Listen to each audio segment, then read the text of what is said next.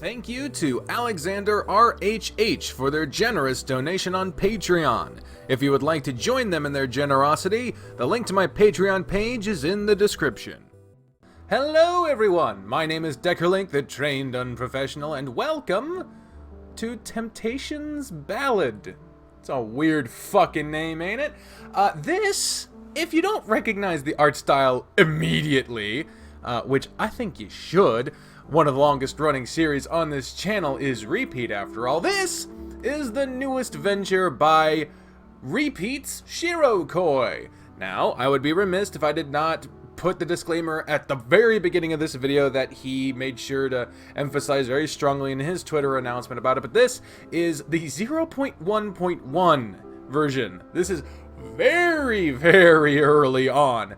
So it's going to be updated, it's going to be fixed, there's going to be a lot changing, it's still very much in progress. I've also been told it's pretty fucking short, so don't think that this is the second coming of Repeat. Think of this more as the first steps into something new, with a recognizable art style. I am so happy to see Shirokoi being able to venture out into something different. A lot of devs I have spoken to who have had these long-running fucking series in kind of based in reality have expressed a desire to do something more fantastical, more out there, and Wolf recently did it with a different game. I can't remember the name off the top of my head, but they released a game that you can check out on itch.io on the Wolfbite interactive page, and Shirokoi is doing this. And I'm really excited to see what this is, because all I've seen of it is the porn that Shirokoi insists on posting on Twitter, but I don't know any of the story. So, yeah, let's do this shit. Oh, fuck. A child perches upon his caged throne, not a life nor choice to call his own. Yes, do I skip? Brittle bones broke to fit their mold, groomed and taught an ideal foretold.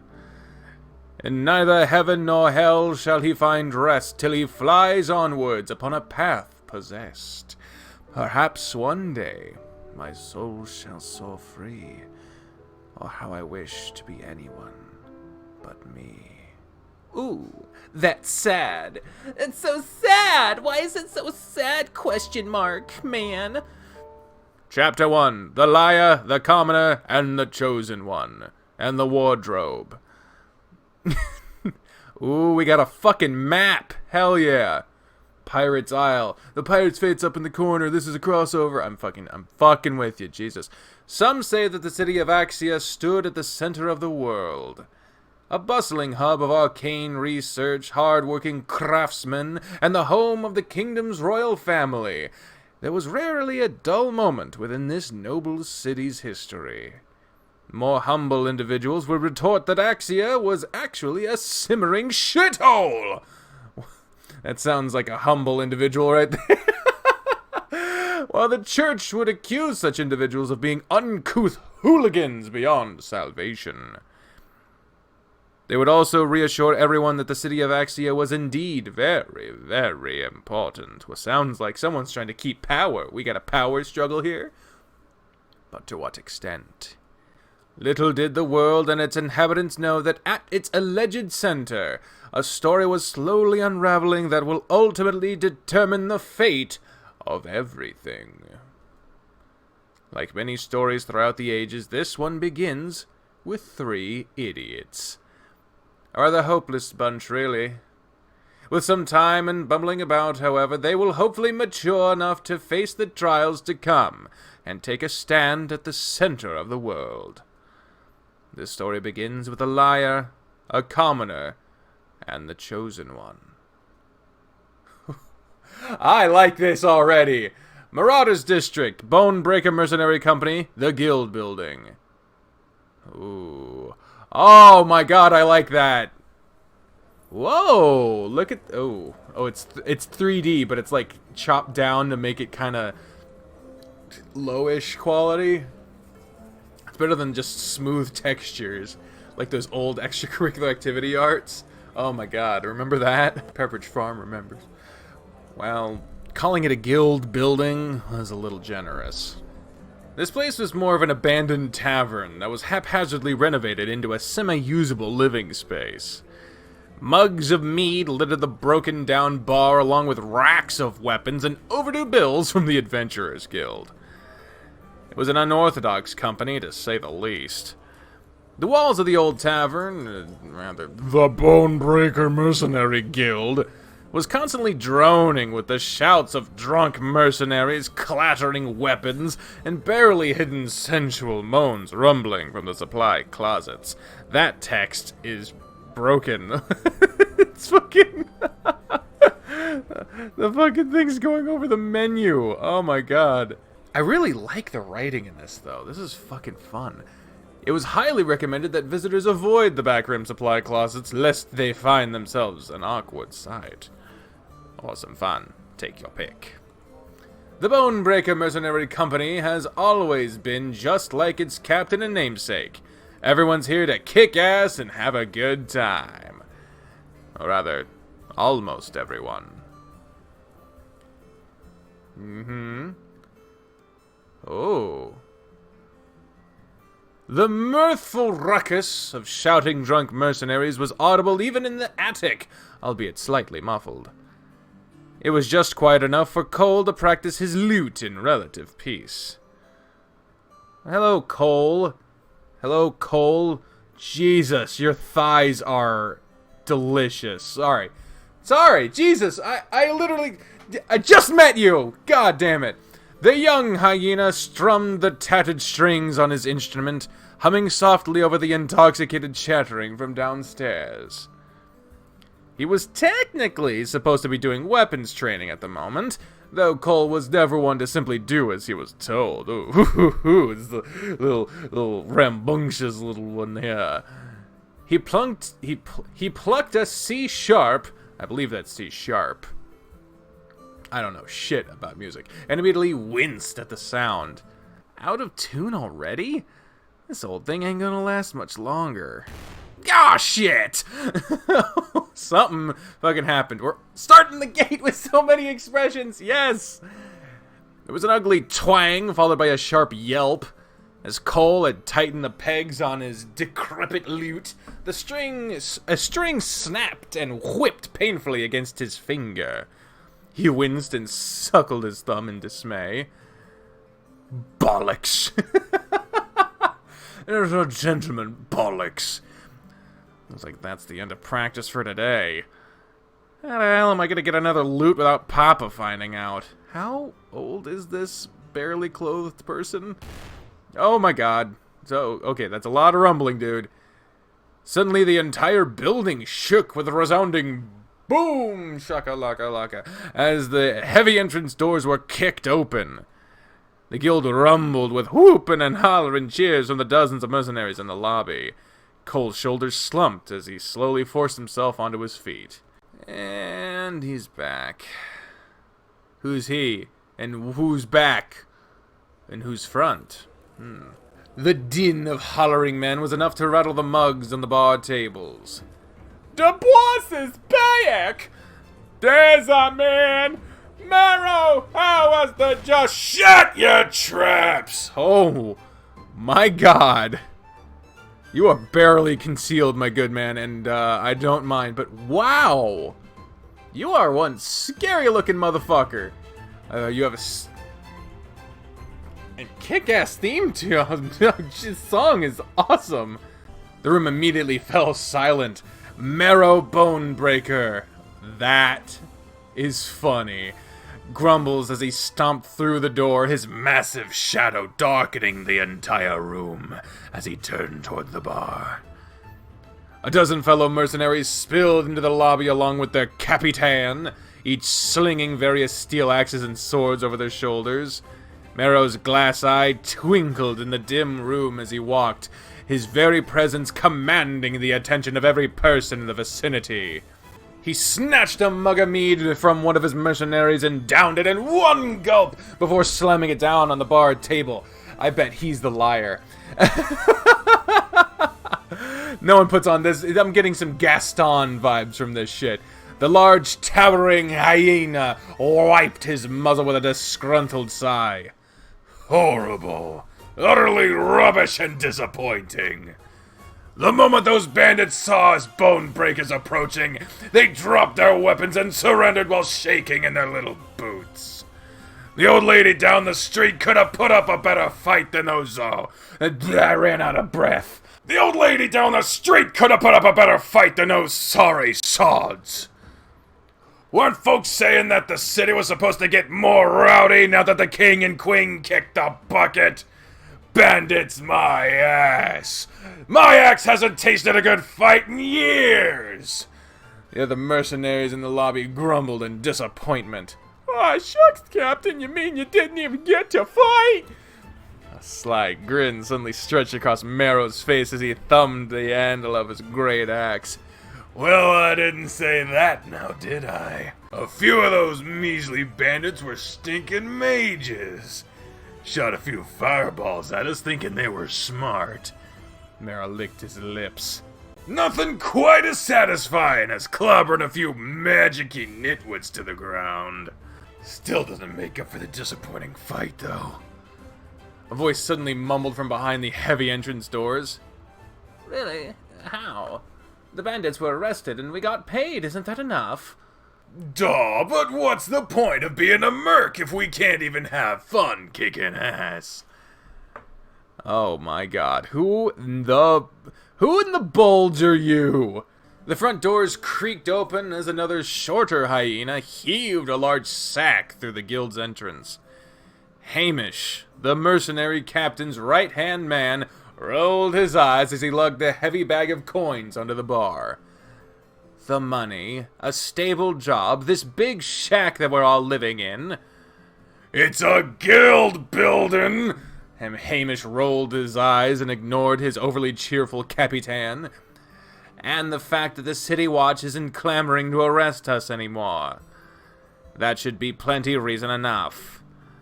Oh, lovey, there you go, talking sense again. Can't you just let me complain in peace for once? Hamish tapped his chin thoughtfully. Nah. Somebody's got to keep you in line. You ain't no fun anymore. Hamish tried to hide a fond smile as he turned toward the dozens of other mercenaries in the room. He plucked a handful of copper and silver coins and shoved them onto the bar. By the way, everyone, Captain says drinks are on him tonight. The entire guild erupted into cheers of whoops and hollers as all the rowdy mercenaries raised their tankards in glee. Yes! You're the best captain we ever could ask for, boss! Oh my god. You bet your ass I am! Merrow chuckled and threw a loving arm around Hamish's shoulders as they settled down at a table. A few of the mercenaries working at the bar eagerly passed more tankards of ale to the pair of hyenas. Merrow grinned and took another deep gulp. Gotta make our own fun in this boring-ass city now, don't we? Speaking of which... Hamish shot Merrow a withering look as he felt a large hand snake down the small of his back and fiddled teasingly at the hem of his breeches. A little early in the morning for this, don't you think? Oh, lovey, the job was so boring. You don't mind cheering me up a little, don't you? Ow! Merrow felt a sharp pinch and retracted his arm with a pout. Maybe later. Didn't you have something you needed to do? Something to do? Merrow's eyebrows perked up in realization. All right. How could I have forgotten? Sorry, I don't know why I keep eking in, like, a word of an accent in there and then not doing it. I promise this is not Herschel all over again. He leapt up and began rummaging furiously through the sack on the bar. Merrow glanced up at the nearby mercenaries getting deep into their cups. By the way, have any of y'all seen my boy? Oh, I think I heard him strumming his darn lute in the attic again. Oh. Oh, Lord. This is Kid? Oh, no. The kid should really let loose and join us at the bar, my Raffin. Merrow's chest swelled with pride. Ah, there's my talented little lad, always refining his hobbies. Y'all can learn a bit from his dedication. Marrow turned toward the stairway and stomped his feet. Cole? Cole! Cole, come down! Your papa's got something for you! Oh, there he is. Yeesh. Ah, there he is, my darling boy. You know, I can hear you without all the hollering, Papa. Yeah! Cole yelped as a massive hand clapped him on the back and sent his tiny frame face first into the floor. Ow! Papa, watch it! My shoulder's still not recovered yet. Ah, sorry there. I just can't help but get excited from seeing my pride and joy. Especially when he's so dedicated to practicing his... Fuck! Especially when he's so dedicated to practicing his passion so damn much. How's that little loot of yours treating you? Cole's shoulders slumped. It, broke when I was practicing this morning. Weren't you supposed to be doing weapons training this morning? Ooh. Not now, Hammy. I'm trying to be a positive influence here. Now, where was I? Aha! Surprise, my boy! Marrow grinned gleefully as he pulled something large from inside the sack. Cole felt his jaw drop. He watched his father slowly unwrap a brand new glistening loot, furnished brilliantly with handsome dark wood. He hesitantly reached out to grab it, his paws gingerly tracing the smooth surface. Is this for me? Thank you so much, Papa. You really shouldn't have. Marrow barked with laughter and slapped his son on the shoulder. Nonsense! Anything for my darling boy. Is he gonna die? I feel bad. I feel like Marrow's gonna die soon. I feel bad. Oh, God. You don't get a positive adult parental influence without them dying tragically. It is a nice refresher to have such a, big buff motherfucker being like, yeah, you go into the arts, you wonderful person you. That's nice. That's a nice thing to see. The Bone Breakers have gotten a lot of jobs lately since the King and Queen croaked. I had to spend all that coin on something. A wave of warm giddiness washed over Cole's chest as he gently strummed the strings of his new lute. Sharp and cheerful notes rang out, perfectly tuned. Cole laughed, delighted. This is awesome! Thank you so much, Papa! Like I said before, anything for my darling son. Cole suddenly grimaced as he glanced at his father. Uh-oh. He's getting one of those daydreamy looks in his eyes again. One day, you will grow into a great man who will take over the Bonebreaker Mercenary Company as my successor. Ah, the speech. Cole stood up straight and tried his utmost to resist rolling his eyes. You will grow into to be a strong mercenary and an even greater man than I. The Bonebreaker's legacy will be yours to lead down the glorious path it is destined to follow. Oh no. Did I give this guy too much credit? Oh no. People will sing stories of your deeds for ages to come. Yes, I've memorized this whole bit, Papa. Not to be pessimistic or anything, but have you noticed that your son is almost half the size of the smallest merc in the company? I can barely lift an axe. Worry not, my dear boy. I understand your pain. I was a late bloomer as well. Yet here I am, the captain of the greatest and most fearsome mercenary company in all of Axia and the kingdoms beyond. Late bloomer? Papa, I'm 23 now. Pretty sure the chances of a growth spurt are miraculously low at this point. Cole gulped as his father leaned down on one knee and placed a supportive hand on his shoulder. His face was brimming with such faith and pride that it was hard to look at directly. He's gonna die. Oh God, I'm so scared for you. Marrow, please, be safe. No matter the odds, know that I believe in you. You're gonna show the world what you're made of one day, and the world will watch in awe. Remember, boy, you are the son of Marrow Bonebreaker. Cole felt an uncomfortable wriggling of doubt rising in his throat, but at the sight of his father's intense and loving confidence, he swallowed it back down. Sure, Papa. One day. Mira's laugh boomed through the building. Cole yelped as a playful hand ruffled his hair. That's my boy! Now, like anything in life, that day won't come without putting some work into it. That's why I think it's high time you start taking on mercenary jobs again. What? But I still haven't recovered from the injuries from my last job. Cole jabbed a finger desperately at the bandages hanging from his shoulder. Bah! It's been weeks! If it ain't getting better with you cooped up at home, it'll get better if you go out and go out for... Fuck! Go out for some air! Miro's voice turned gentle. I ain't asking you for the world, boy. Not until you're ready. We'll take it one step at a time. For today, just go out and take one job listing from the Adventurers Guild and bring something home from your work. Be it a few coppers or vast heapings of treasure, know that I'll always be proud of you for what you do. The life of a great man is a long one. There's no need to rush, but we should always be moving forward. A mix of affection and dread rolled through Cole's chest as he glanced between his father's brimming pride and the new, furnished loot in his hands. His grip tightened on it as he sighed. Right, Papa. I'll do my best. Atta boy! Go show 'em what you're made of! And if you run into any cowardly magic users out there, give 'em an good old throttling for me.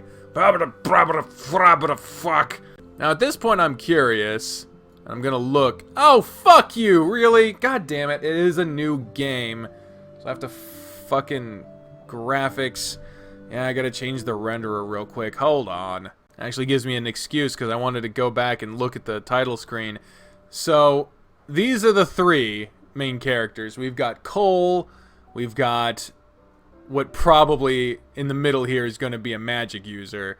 And then on the right, you've got this cute little doggo who looks to be a warrior. Now, what was the fucking thing called? It was the liar, the what in the wardrobe? What the fuck?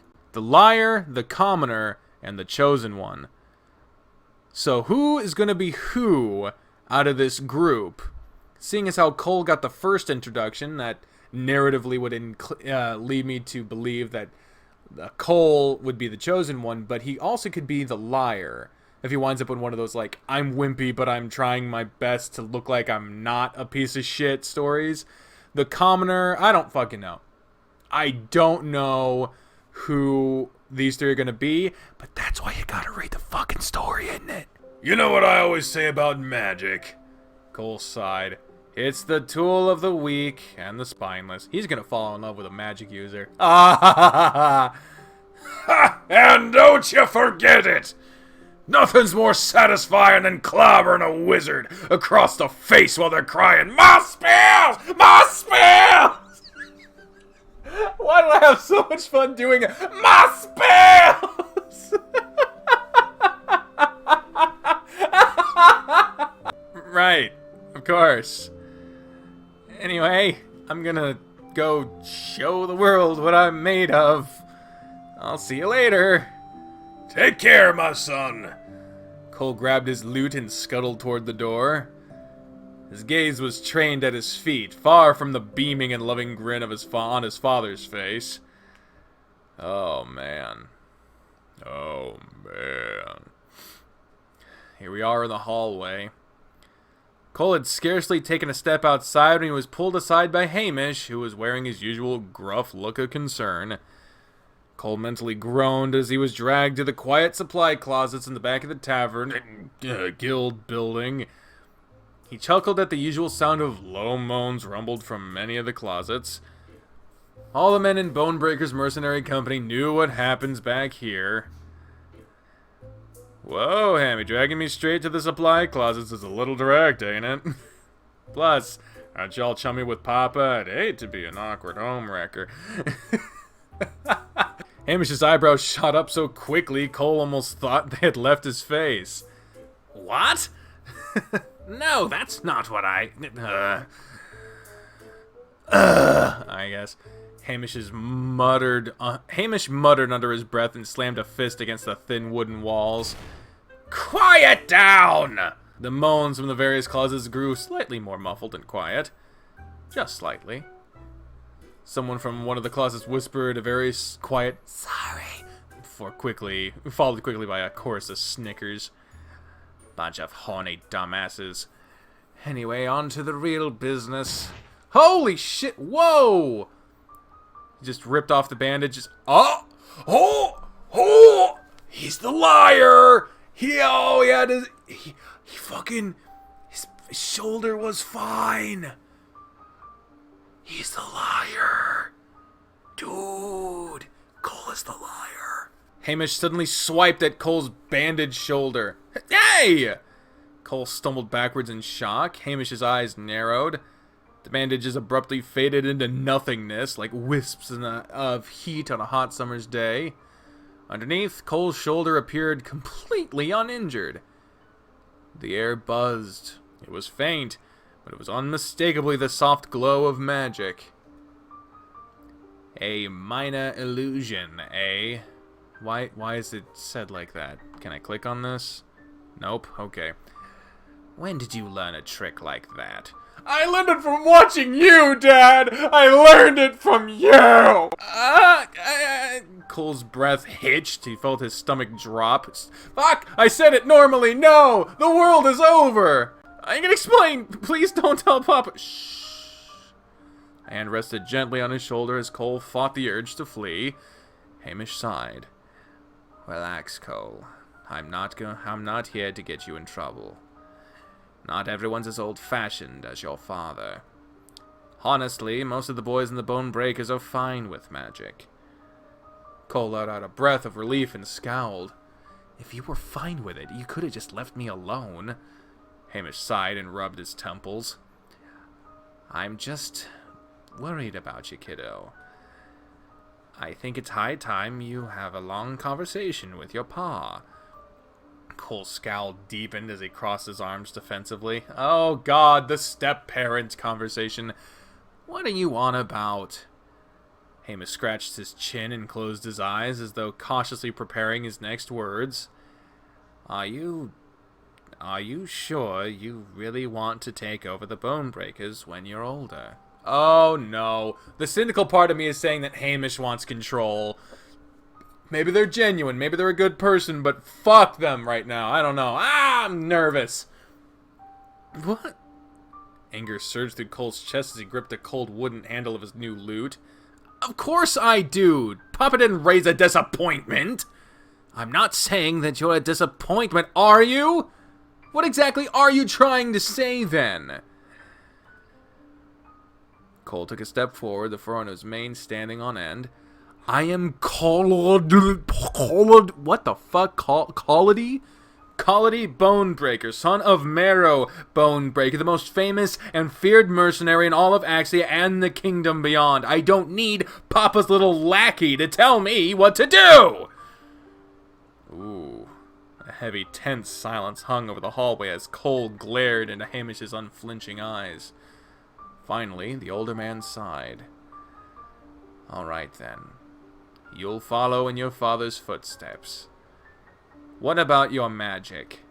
Oh, if you're trying to blackmail, Hamish held up his hands. No, I'm trying to hold a conversation, kiddo.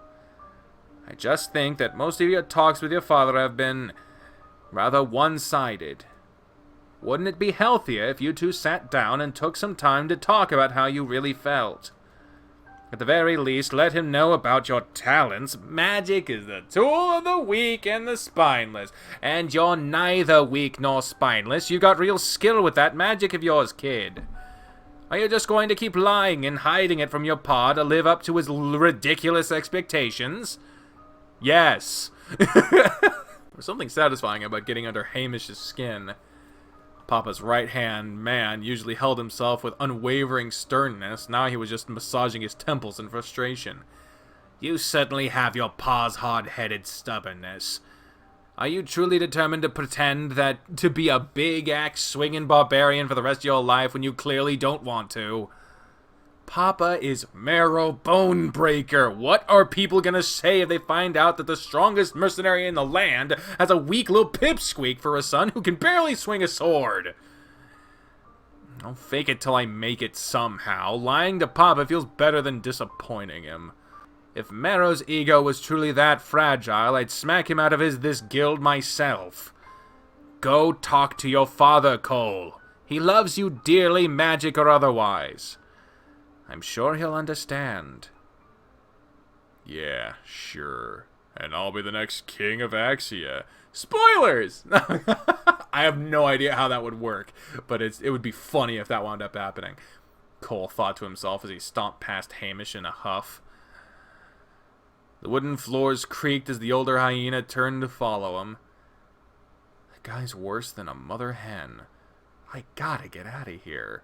Now all those motherfuckers fucking in the back heard all that shit. This wasn't a private conversation, and ultimately, Hamish is right. You need to be honest and open with the people in your life, no matter if you're doing what you want, what they want, if those two things line up or whatever. Because the consequences ultimately will be better than prolonging the inevitable, which is them finding out the truth. Problem is, Hamish looks like a prick with that kind of like look, and obviously they're some kind of an important character here because they've got so many expressions and they're getting this big introduction. I'm going to try not to be skeptical. I don't want to cast Hamish in a bad light here. But I just hope Hamish is right. You can sit down with Marrow Bone Breaker and show him like, hey, look, frah! And he'll be like, wow, you're so cool. You don't need to be me. You can be you, and everything will be hunky-dory. But that isn't a story. That's a good conversation. There's no conflict there. So I'm not apt to believe that's what's happening. Cole glanced up with a smirk. Speaking of uncomfortable conversations, when are you gonna start officially courting Papa for real? Just want to brace myself in case I come home to an official second dad. Whatever calm collectedness Hamish held immediately collapsed as his face erupted into a harsh red hue. Excuse me? That's none of your business! Cole smirked as he shoved past the spluttering hyena. I'm just saying. I like that. I'm just saying. Maybe once you're officially my Papa number 2, I'll actually listen to your nonsense. Anyway, ta-ta, I've got an adventuring job to worm myself out of. God damn it. With that, Cole stomped out the door and left a spluttering, again, Hamish behind. God damn it. That's funny.